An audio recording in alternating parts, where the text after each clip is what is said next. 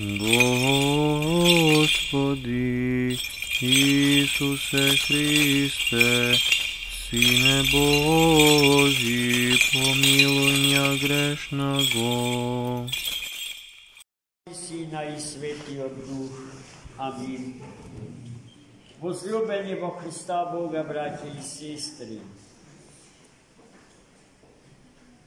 ovoj den je den od utrešen, za kogo što so pravo kažuvame, neka je najtažniji den v istorijata na svetu i v istorijata na čovještvotu. Deneska Hristos je ubijen.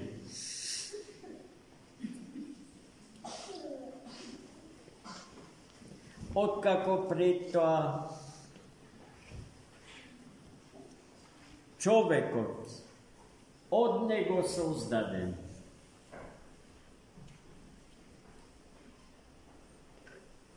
Ko podloži na nevideni ismevanja, plukanja,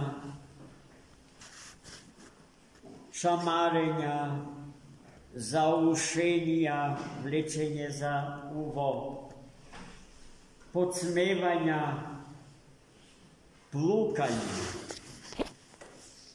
udiranje sotrska po glava, podsmešljivo oblekuvanje vocarska bagrenica, so namera da se ismeje, da se poniži, da se zgazi. Čovekot so golema bukva, na kogo što mu go dolžime postojenje to na svetu i sobstveno to čovečko postoje. Do sveto toa Hristos vidov me, go primi i go noseše so nevideno smirenje i so krotkost.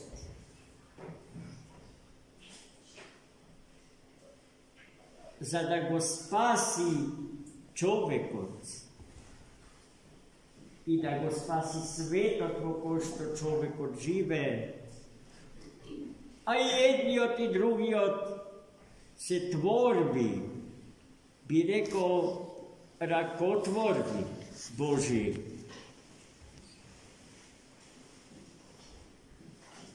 Braće i sestri, eve nema vreme, nema den, nema godina, koga na planetava Zemlja ne se slučava strašni vojni, zaguba i eliminacija na čovečki životi. I sve ono što je rezultat ili plod na čovečki od kreativen način na postojenje. I mnogo pati ste svedoci na nevideni zverstva, nevideno zversko, bezomačno izživuvanje na čovekot nad čoveka, odzemanje na čovečki životi, celi semistva i narodi. I bezumno razgraduvanje na Božjata tvorba, narečena kozmos. Pa može biti si kažete, praviti sporedba pomeđu stradanjata na tije uloge, da kažeme, bo strašnite koncentracioni logori, bo nekogašna nacistička Germanija ili marksističko-leninistička Sovjetska Rusija, Ili ona što denjeska golemite така наречени тоталитарни, либерални сили во светот го прават со народите и со светот. Зарем не се страданијата на тие луѓе поголеми од страданијата што Христос деновиве ги трпеше?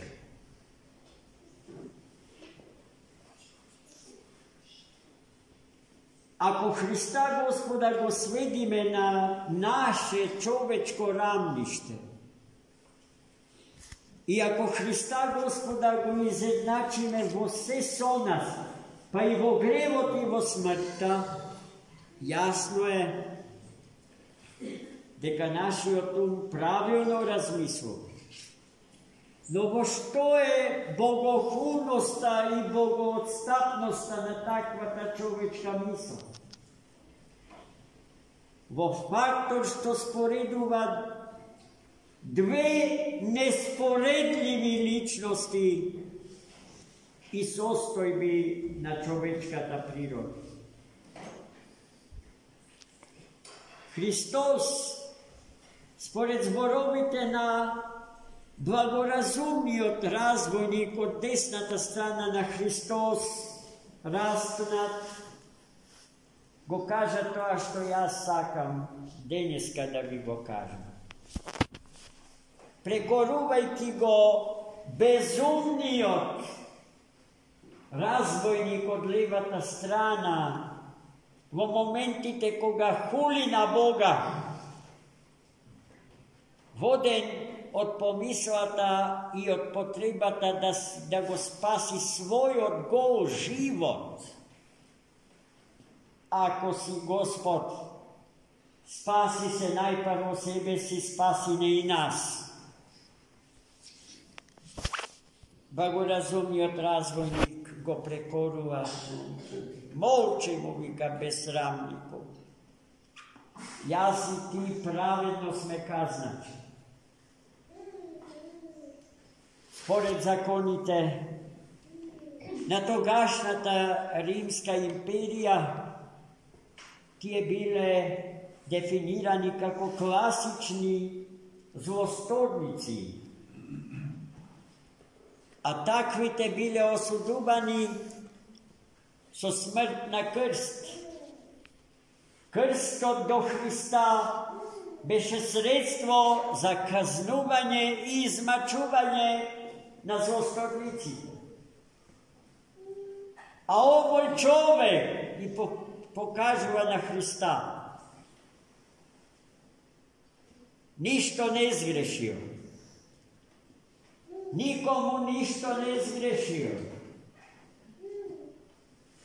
Благоразумниот разбойник покажува свест за фактот дека природата на човекот во богочовекот не е инфицирана од вирусот на гревот и од вирусот на смртта. Човекот Христос не знае за грев и не знае за смрт. И токму затоа е некој кој што не може никому да сгреши.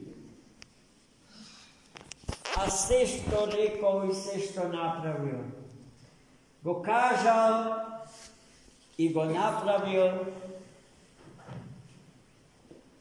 за животот со кој што го дарил се она што постои како резултат на неговата креативна способност. Способноста да создава ниот што.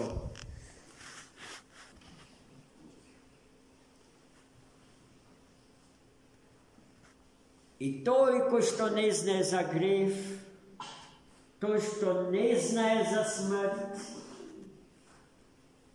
од нас, луѓето кои што сме грешни и смртни, доживува исмевање, распнување, убивање и погребение. Затоа неговите страданија не се негови, туку наши. Зашто нашите, колку и да се страшни и грозоморни, ги прима како своји. И не е точно дека Јуда го предаде Христа, бидејќи тој себе си се предаде. Не е точно дека човекот го распна Христа Господа на крст, бидејќи тој човек себе си се распна на крст. Не е точно дека човекот го уби Бога, зашто тој човек себе си се уби, убивајќи го Бога, Господа.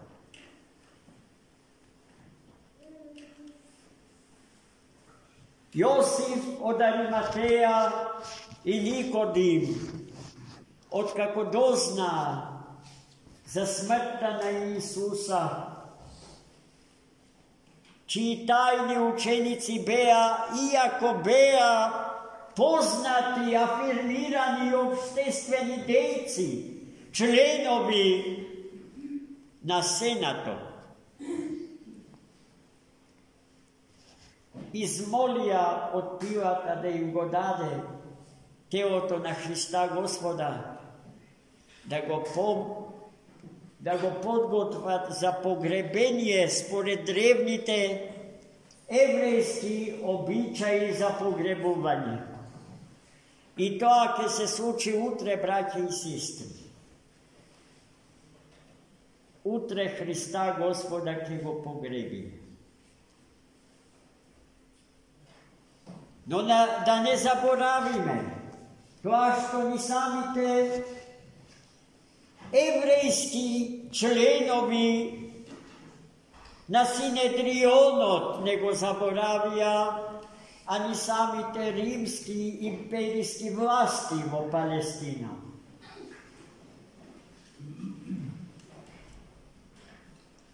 Дека ако го урнат храмот, тие мислеа на храмот Соломонов, кој што се уште останува во урнатини среде стариот град Ерусалим. За 3 дни ќе го подигна.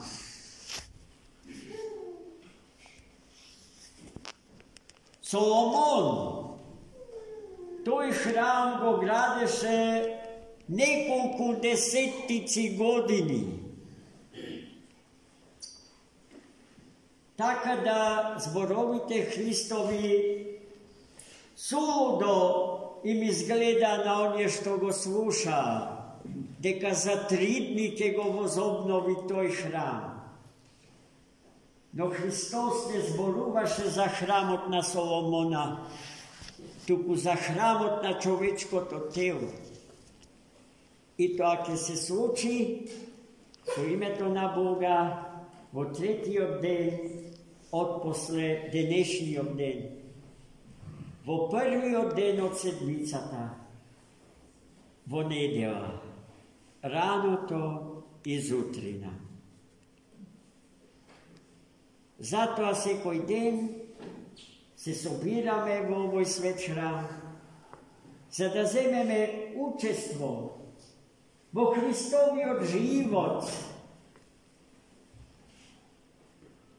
влезен во матицата од историското постоење и траење на човекот и светот.